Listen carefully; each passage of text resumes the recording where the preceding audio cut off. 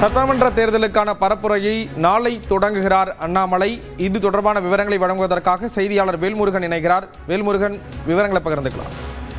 ஸ்ரீராம், குறிப்பாக பாஜகவினுடைய முன்னாள் தலைவர் அண்ணாமலை குறிப்பாக இந்த தேர்தலில் போட்டியிடவில்லை என்ற அறிவிப்பு வெளியிட்ட நிலையில் அவருடைய பெயரும் இடம்பெறவில்லை. இந்த நிலையில நாளை முதல் அதற்கான குறிப்பாக தேர்தல் பிரச்சாரமாக தமிழகம் முழுவதும் சுற்றுப்பயணத்தை மேற்கொள்ள இருக்கிறார்.